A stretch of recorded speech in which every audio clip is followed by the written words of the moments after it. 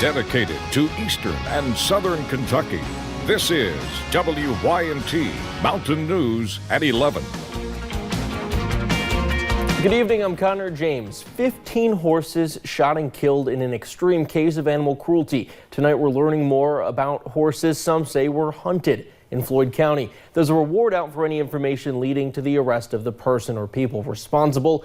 We do want to warn you, though, the pictures you are about to see in our story tonight are rather graphic. It's past these trees along this strip job. It looked like a battlefield for just horses. We counted 15 that we found dead.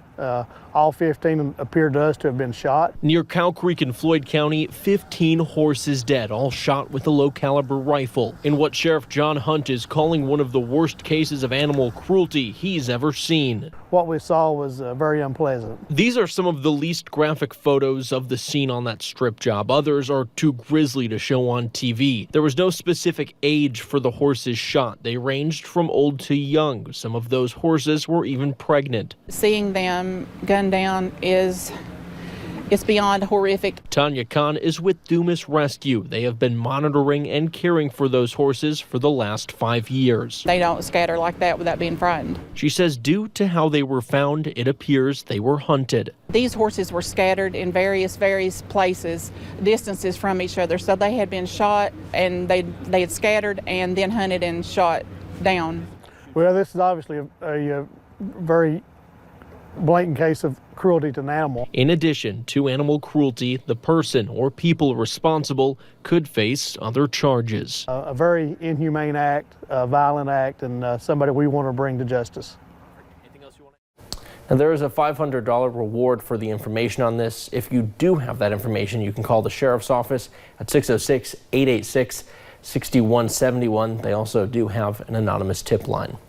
Well, after a controversial pardon made by former Governor Matt Bevin, the man at the center of it and his lawyers talked about why they say he's innocent. Patrick Baker says he was wrongfully convicted of killing Donald Mills back in 2014. He was convicted in 2017 for his role in the murder. His family had a campaign fundraiser for the then Governor Bevin, but Baker insists that had nothing to do with the pardon. Pardon was never paid for by my family. That's something, common sense can kind of tell you that, but you're more than welcome to look into that. Now, Baker appeared with his lawyer who made the case that he was convicted based on dirty police work at the hands of state troopers.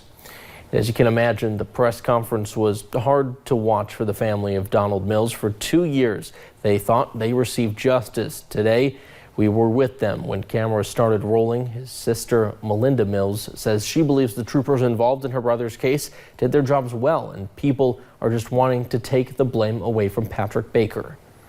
As far as, like I had said 2 years ago when we were at the trial for 1 week, the evidence proved Patrick Baker was the trigger man. There's no denying that.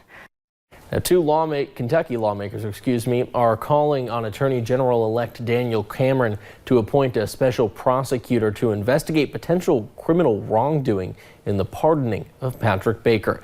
And while many in Knox County may not know what to think, they do know Donald Mills may never receive justice, and his killer, whoever that may be, is walking free.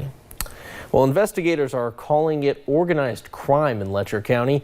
4 people made their first appearance in court today. This after Letcher County jail officials started their investigation in early December, where an inmate had frequent complaints about chest pains. Charles Osborne would then be taken to the hospital, where police say he would retrieve drugs left by his girlfriend, Anthony Tucker. Osborne's girlfriend, April Baker, her mother, Anita Baker, were also arrested. The drugs were taped up underneath the counter to where you go to the emergency room, where you bend down and talk to them through the glass. The cases against all 4 were sent to a grand jury. Organized crime is an offense punishable by 10 to 20 years in prison.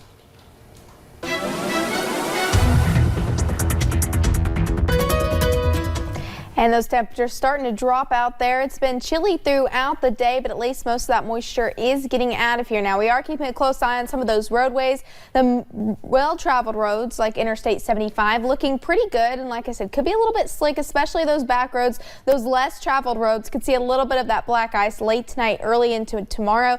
So just take it easy out there. We did get some reports on top of US 119 over into parts of Pine Mountain. A little bit slick and a little bit icy. You can see right here, though, on this main part, not looking too bad. But we've seen most of that moisture, like I said, get out of here now. Seeing those clouds start to get out of here, so making for a pretty clear and cold night ahead. So most of us dropping into the lower 20s, so any of that water that's still in the roadways could freeze as we head into tonight. Clouds will continue to clear.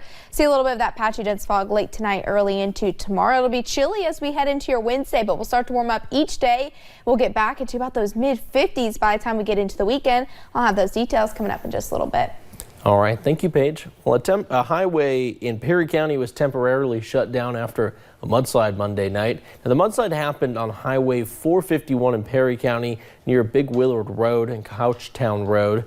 Kentucky Transportation Highway Superintendent Chattel Burgett says that this is something they expect and plan for. It's every spring, every fall when we have a lot of wet weather, we usually have 5 or 6 to 10 a year in different spots of the county. Officials say the mudslide did come off private property and that nearly 2 feet of mud covered the road. The road is now back open and you can drive on it. Well, the annual Christmas light display at Archer Park was met with a new annual tradition. That's floodwaters. Waters poured through the park, bringing Prestonsburg workers out early this morning to clean up the mess. Mayor Les Stapleton says this happens every year and he has already been working to get the issue addressed. I've contacted government officials about trying to help us reroute the river to get it moved over in the backside, maybe put a retaining pond up on this end to catch some of the water, to keep it off of us, maybe even raise this area here. Now, Stapleton says he has not heard back, but added that the city workers are doing their best to have the display lit back up by 5:30 tomorrow night. Well, the Kentucky Distillers Association says a tax relief for distillers will continue for another year. An extension was granted weeks before that tax cut would have run out as part of a 2017 Tax Cut and Jobs Act. Distillers were given a tax cut on their spirits, but without an extension, their taxes would have gone up by about 400%. The Kentucky Distillers Association says the tax cut is helping the industry grow. Well, Harlan County became a Second Amendment sanctuary this morning after neighboring states had started declaring their support of the Second Amendment. Harlan County decided to join them. This comes after proposed legislation in Virginia and Kentucky's pre-filed House Bill 534. If passed, it would put restrictions on assault weapons and large capacity feeding devices. We feel like law-abiding citizens should not have their rights infringed on, especially those rights that are given to us by the Constitution of this great country. The resolution was unanimous and had no opposition in the courtroom. Well, many kids see the hospital as a scary place, but officials with the Pikeville Medical Center want to eliminate that stigma through interactive demonstrations, now giving elementary school tours of their pediatric unit. Students can learn what to expect with a typical ER visit. Clinical manager Megan Allen says these kids walk away feeling more comfortable with their hospital after each tour. Their faces light up every time that we show them a new piece of equipment, or we show them, you know, this is what's going to happen if you come in and you break your arm. Because when they're learning you what happens before you come to here. PMC is one of a few hospitals with a pediatric readiness certification in Kentucky. If your school would like to schedule a tour, we do have that information on how you can do so on our website, WYMT.com. Well, coming up at 11, tornadoes continue to touch down in the Deep South. And cold temperatures continue into your Wednesday with a nice warm up on the way. I'll have those details coming up.